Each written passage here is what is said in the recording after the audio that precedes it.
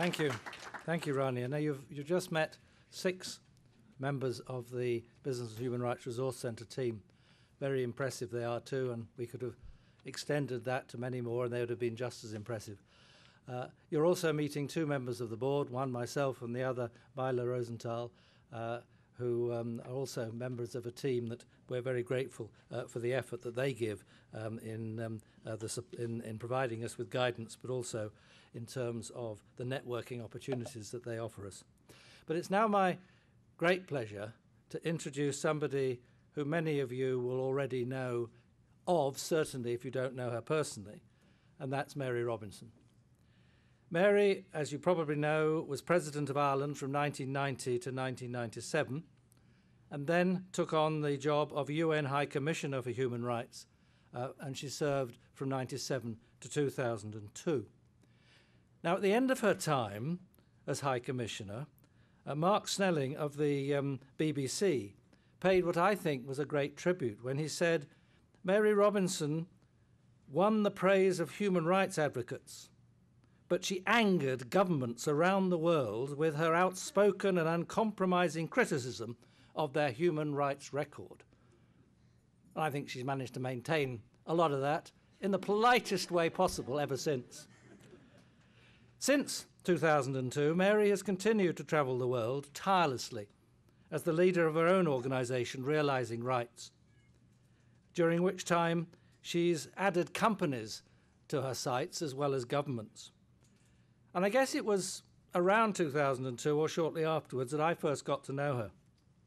And from my personal point of view, Mary has been hugely influential and supportive in the creation of our 2 successful organisations, 2 leading NGOs in the field.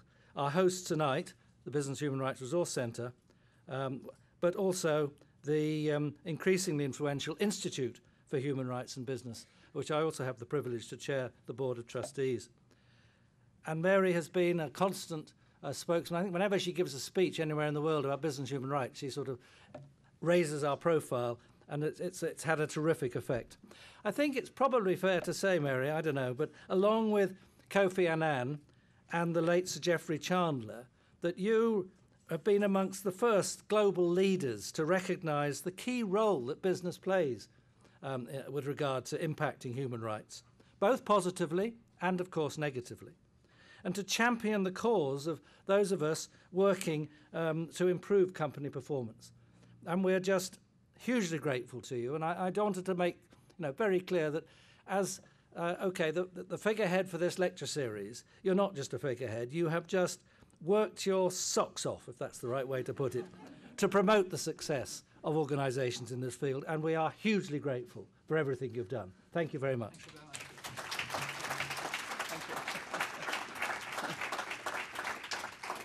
Thank you very much indeed, Chris. It is great to be here for the 10th anniversary, first of all, of the Business and Human Rights Resource Centre, but also the 3rd year of this speaker series. And this is an opportunity for me to also learn what's been happening in the Business and Human Rights Resource Centre in the months since the previous lecture.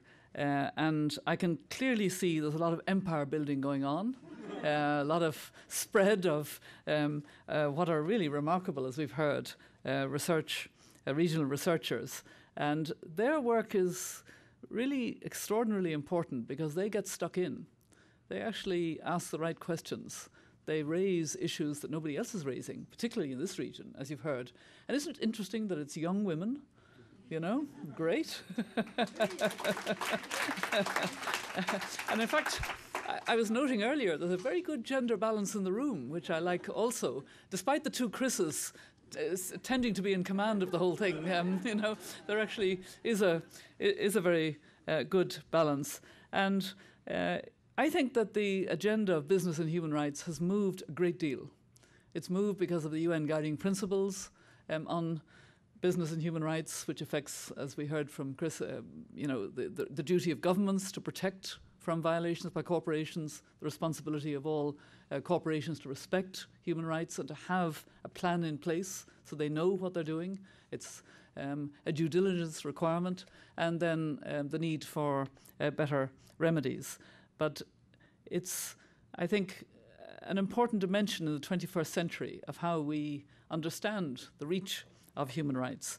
I'm going to indulge myself before I introduce one of our featured speakers by acknowledging the presence in the room of somebody who wouldn't come to something like this, but actually should. Tom Arnold, there in the middle in shirt sleeves. Wave, Tom, so everybody knows who you are. Okay. Tom Arnold is the head of Concern Worldwide, a very big development organisation based in Ireland, but now with global reach.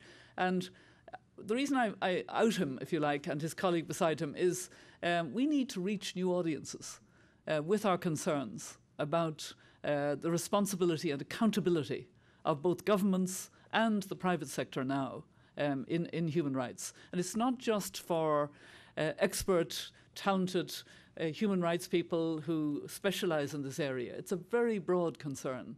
And so the fact that you're here, Tom, is actually, to me, very reassuring that we can and should be reaching a wider audience, that we should be actually showing that the standards have to be implemented.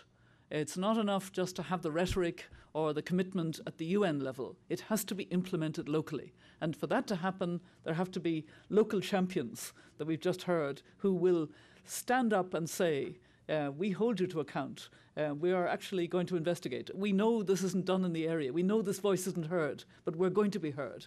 And I really value and support that.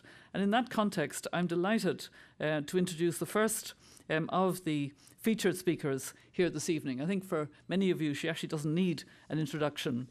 Sarah Lee Whitson is the director of Human Rights Watch's Middle East and North Africa division, and she has a recognised expertise on Middle East and North Africa issues.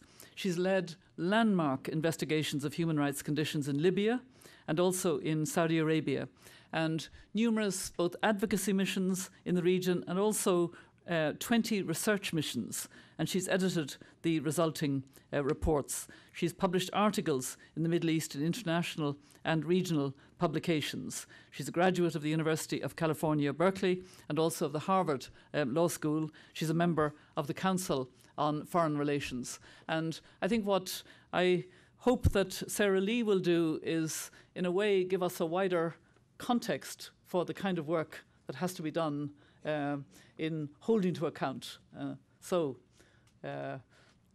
Can I invite you to come and take the podium? And I'm really looking forward to what you say. Okay.